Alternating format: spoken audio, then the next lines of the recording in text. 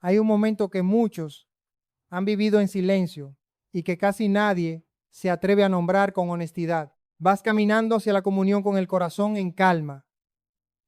Recibes la Eucaristía y de pronto ocurre algo inesperado. Se queda pegada al paladar, no baja, no se disuelve de inmediato, simplemente permanece ahí, como si el tiempo se hubiera detenido dentro de tu boca. Y en ese instante, sin manual de instrucciones y sin saber muy bien cómo reaccionar, bajas la mirada, cierras la boca con cuidado y te quedas quieto mientras una pregunta comienza a crecer por dentro. ¿Qué significa esto?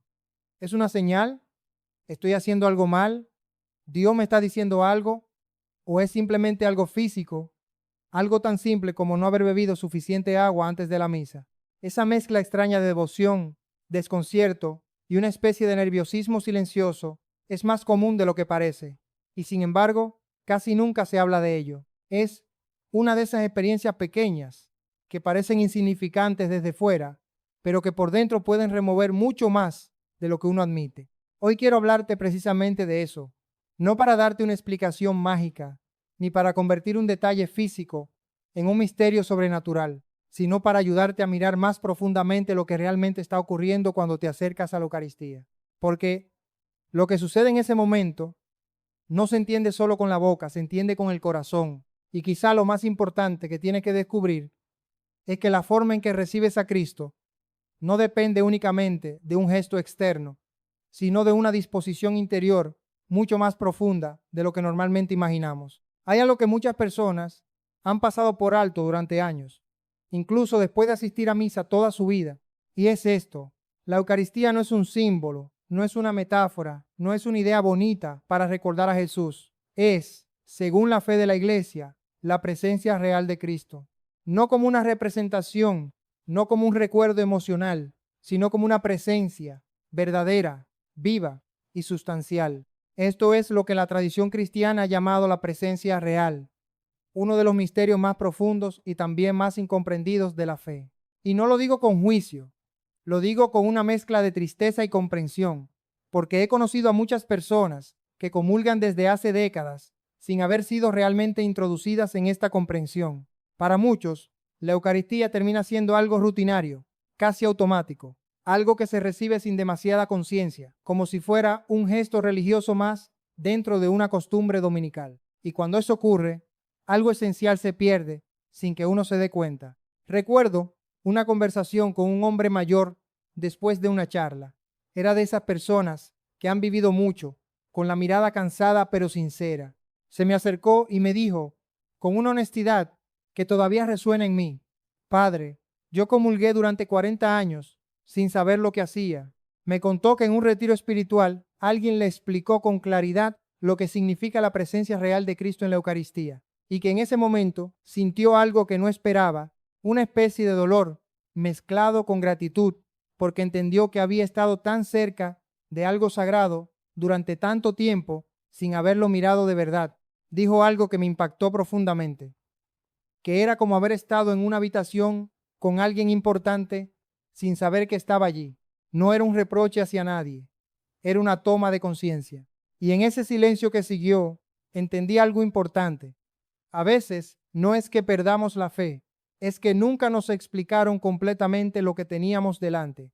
Ahora volvamos a esa pregunta inicial que tantas personas se hacen en silencio: ¿por qué la hostia se pega al paladar?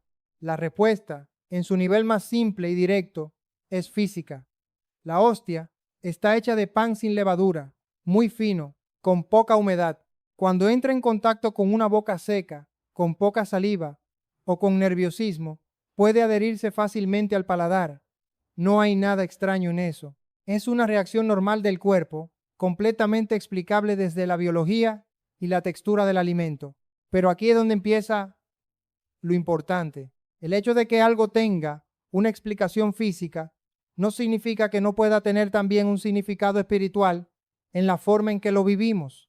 No porque el fenómeno en sí sea sobrenatural, sino porque el momento en el que ocurre puede convertirse en una oportunidad interior.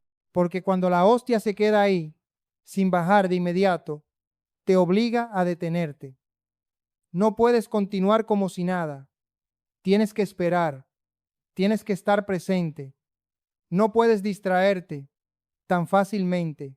Y en ese pequeño instante de quietud forzada, ocurre algo que normalmente evitamos sin darnos cuenta: el silencio. Vivimos en un mundo que ha convertido la prisa en algo normal. Todo se hace rápido, se piensa rápido, se consume rápido, y la vida espiritual no ha quedado fuera de eso. Muchas veces también comulgamos con prisa, sin pausa interior, sin conciencia profunda, como si fuera un paso más dentro de una rutina que queremos terminar. Y de pronto, algo tan simple como que la hostia no baje, de inmediato interrumpe ese ritmo, te detiene, te obliga a estar. Y en esa detención puede aparecer una frase que no viene de fuera, sino de dentro, una especie de invitación silenciosa: quédate, no te apresures, estoy aquí. No como un castigo, no como una señal de culpa, no como un mensaje oculto que tengas que descifrar, sino como una llamada a la presencia.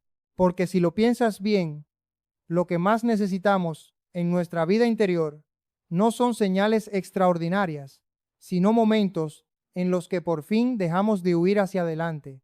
En ese sentido, la Eucaristía no es solo un acto que ocurre en la misa, es un encuentro. Y como todo encuentro verdadero, requiere atención, requiere presencia, requiere verdad interior. Jesús, en la última cena, no utilizó un lenguaje simbólico ambiguo. Tomó el pan, lo partió y dijo: esto es mi cuerpo. No dijo esto representa, no dijo esto significa, dijo esto es. Y con el vino lo mismo: esta es mi sangre. Estas palabras han sido meditadas durante siglos, interpretadas, estudiadas, contempladas, y la Iglesia, en su reflexión teológica, llegó a una formulación precisa para expresar este misterio: la transubstanciación. Es decir, que en el momento de la consagración, lo que cambia no es la apariencia externa del pan y del vino, sino su realidad más profunda. Lo que parece pan ya no es solo pan en su sustancia última. Lo que parece vino ya no es solo vino en su esencia más profunda. La forma permanece, pero la realidad se transforma. Y aquí no estamos hablando de un fenómeno físico medible, sino de una realidad que pertenece a un orden más profundo que el de la materia. Comprender esto cambia completamente la forma en que uno se acerca a la comunión. Porque si lo que recibe no es solo un símbolo, sino una presencia real, entonces incluso el gesto más pequeño adquiere un peso distinto. Y ese peso no es miedo, es conciencia. Es ahí donde incluso ese pequeño momento en que la hostia se queda en el paladar deja de ser un problema técnico para convertirse en una pausa significativa. No porque el hecho en sí tenga un poder especial, sino porque tú puedes vivirlo de otra manera. Puedes verlo como una molestia o como una invitación a estar presente unos segundos más. Y en ese punto empieza algo muy importante de la vida espiritual: aprender a habitar el momento en lugar de escapar de él. Hay personas que descubren esto de forma muy sencilla cuando empiezan a practicar la adoración eucarística.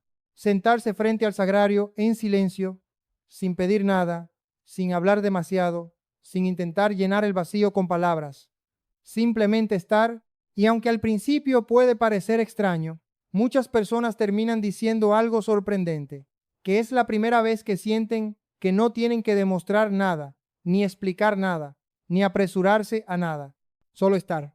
Y en ese estar, algo se ordena por dentro, y quizá, en el fondo, ese pequeño instante en el que la hostia se queda en tu boca sin bajar inmediatamente, no es tan diferente de eso. Es un instante breve, casi imperceptible, en el que la vida te obliga a detenerte lo suficiente como para darte cuenta de que estás delante de algo más grande que tu prisa. Continuando de ese punto, lo más importante que hay que entender es que no todo lo que ocurre durante la misa tiene un significado oculto, que debe interpretarse como un mensaje directo de Dios.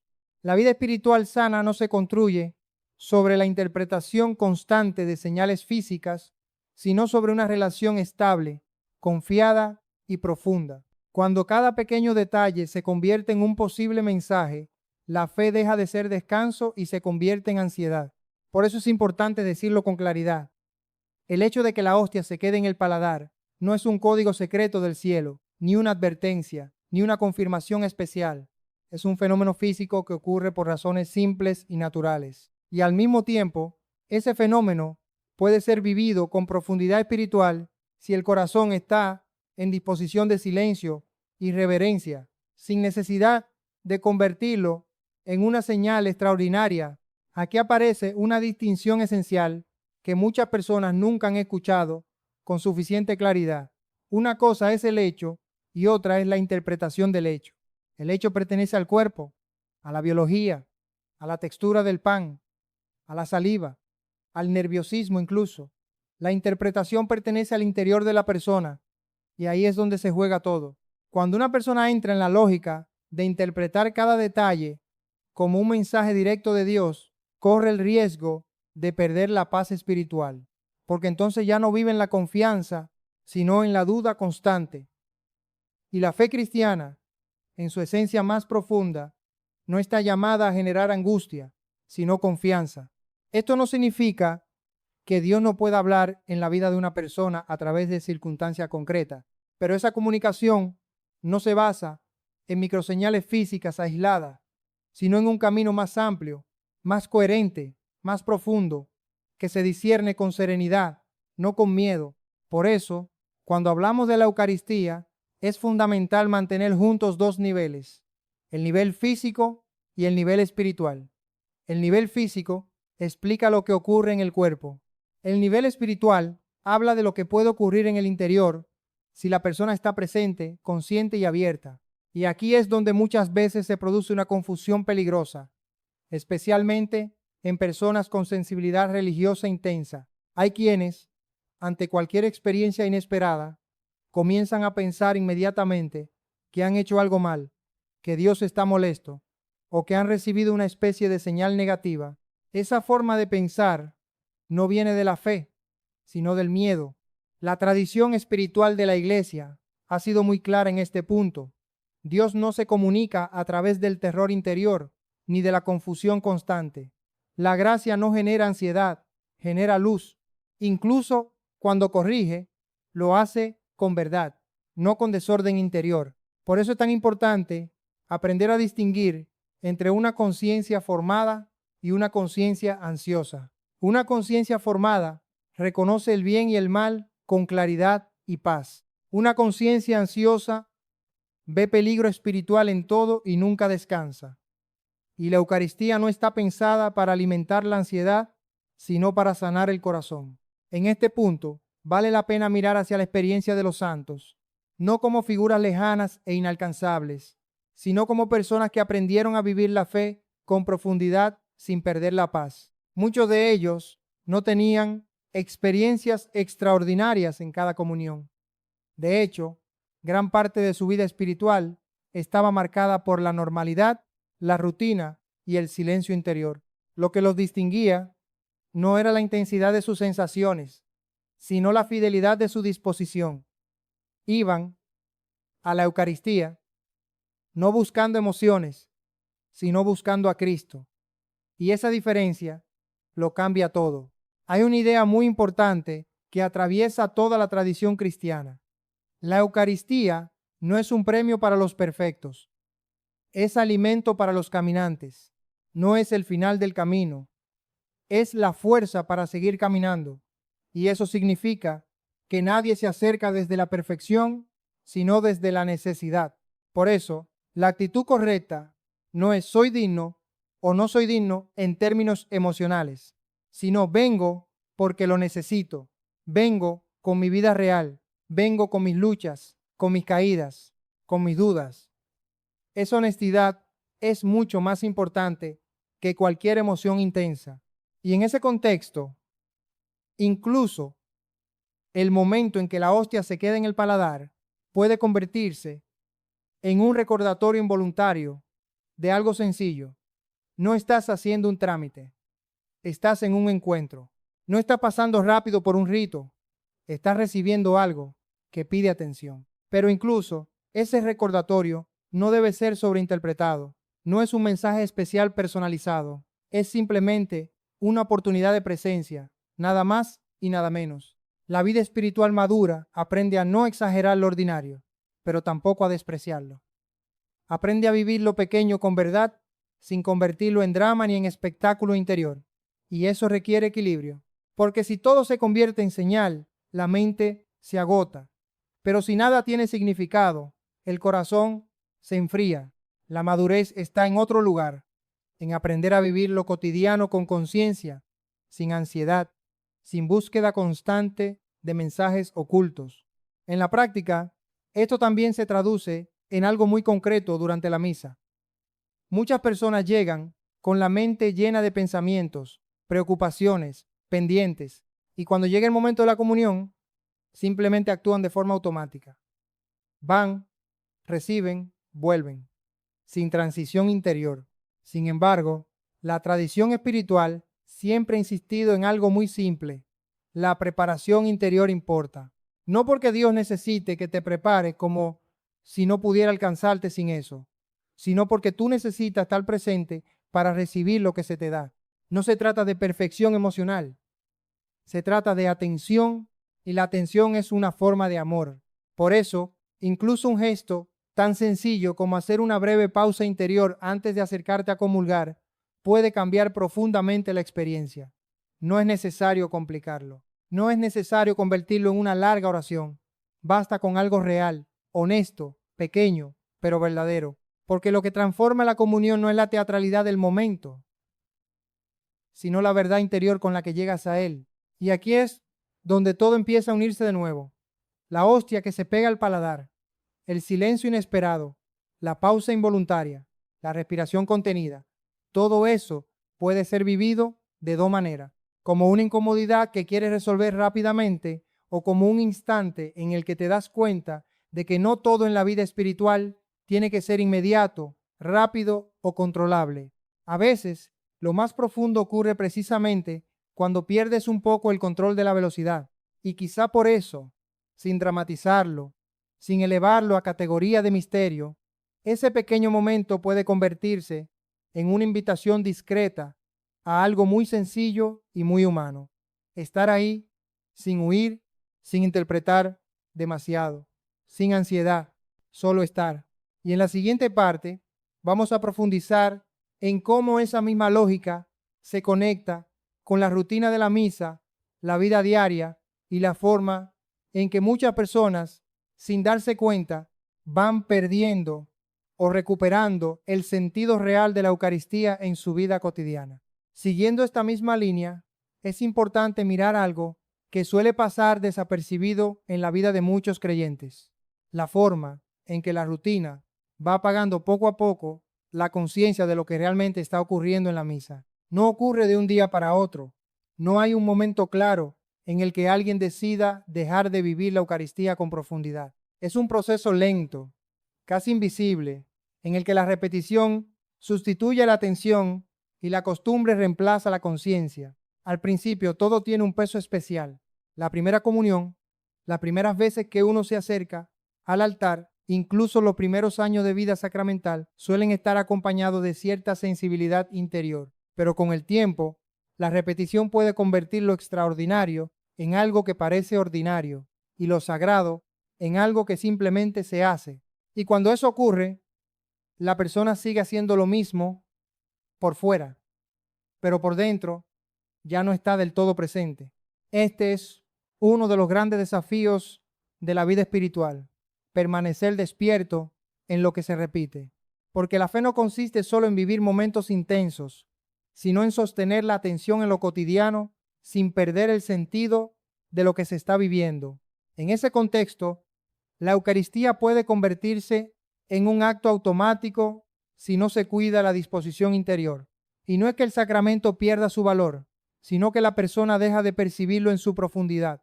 Por eso, detalles pequeños, como el que hemos mencionado, la sensación de la hostia quedándose en el paladar, la pausa inesperada, el silencio involuntario, pueden tener un valor pedagógico si se viven con conciencia, no porque tengan un significado místico en sí mismos, sino porque interrumpen la inercia, rompen la automatización, y romper la automatización, aunque sea por unos segundos, puede abrir una puerta interior.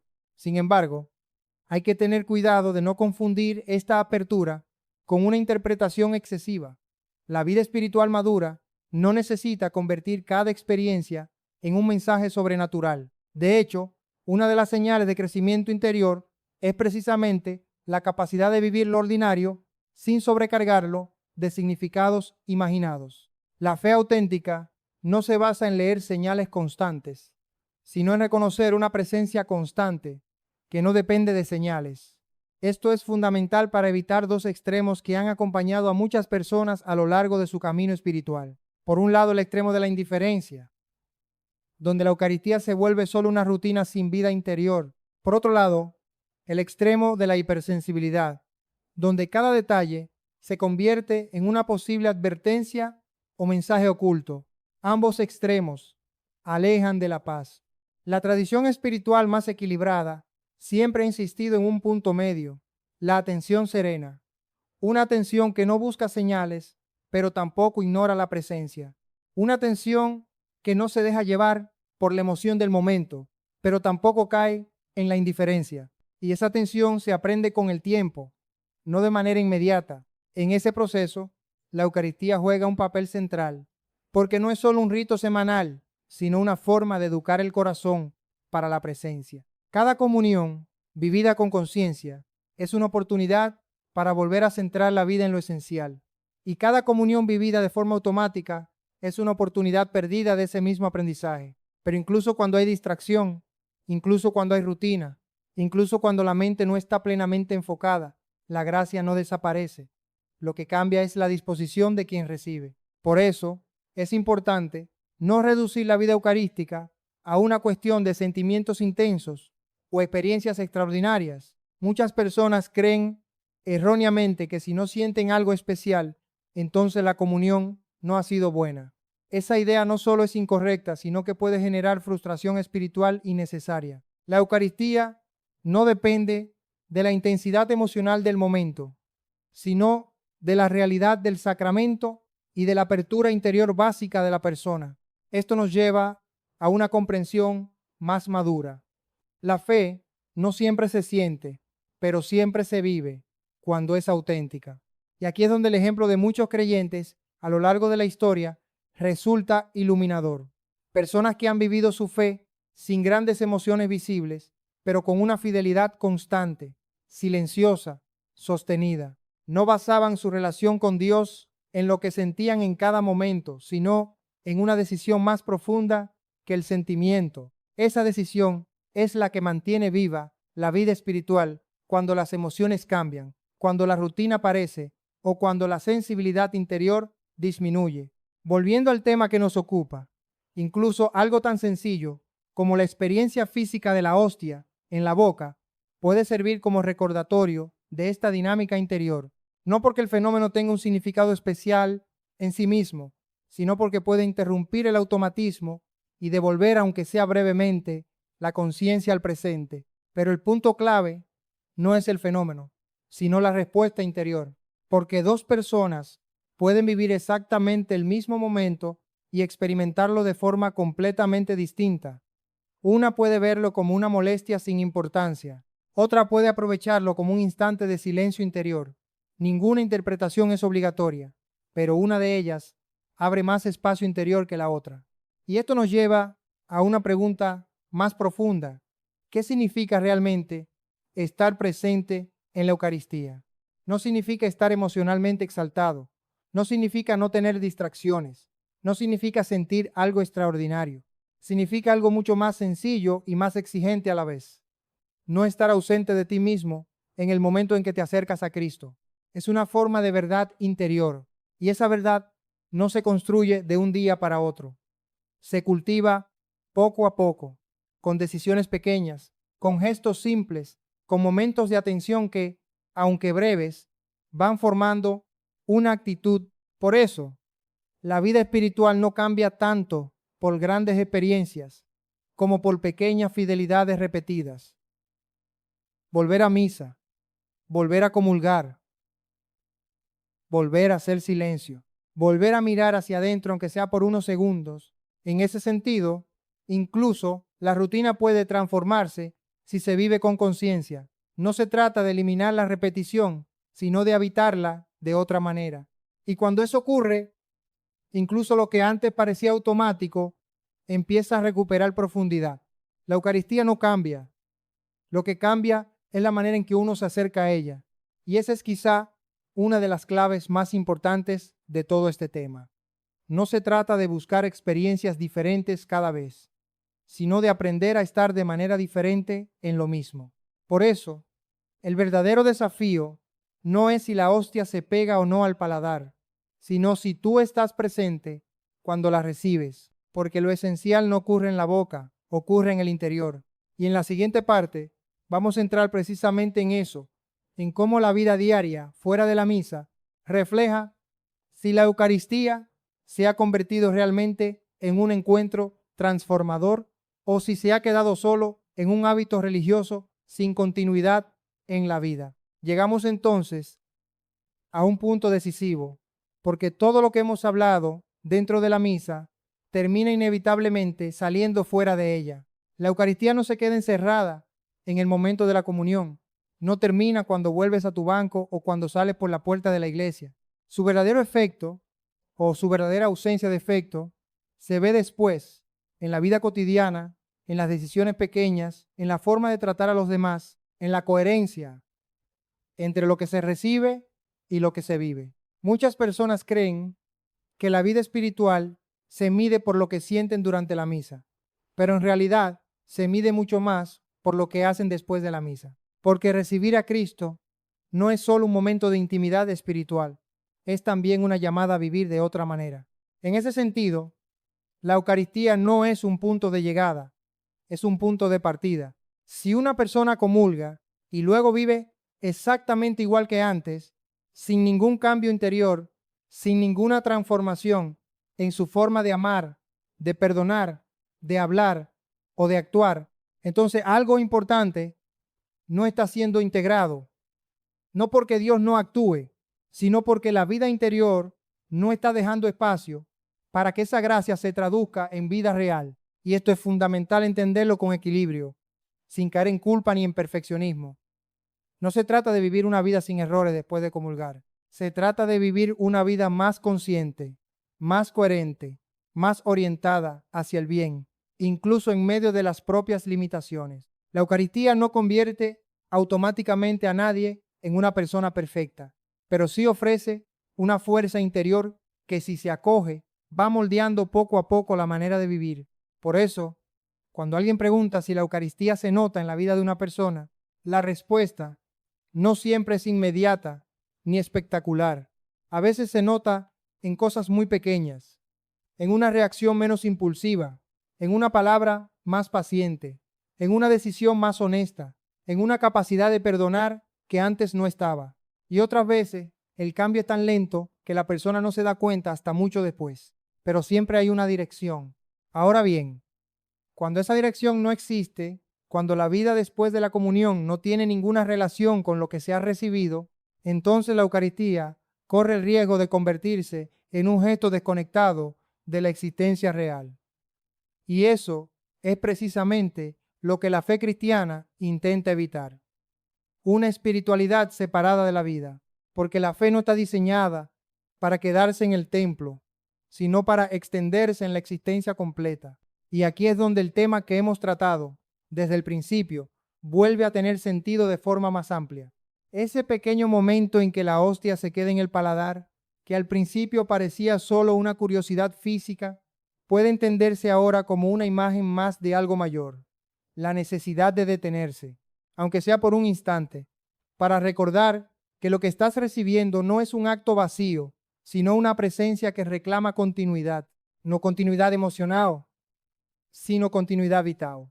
Es decir, que lo que ocurre en la misa no se contradiga con lo que ocurre en la vida. Y esto no es una exigencia de perfección, sino una invitación a la coherencia. La coherencia no significa no fallar, significa no vivir dividido, no separar lo que se cree de lo que se hace, no reducir la fe a un espacio religioso aislado, sino permitir que influya en la manera de estar en el mundo. Por eso, la Eucaristía tiene también una dimensión profundamente práctica. Se traduce en la forma en que escuchas a los demás, en la forma en que respondes cuando alguien te hiere, en la forma en que actúas cuando nadie te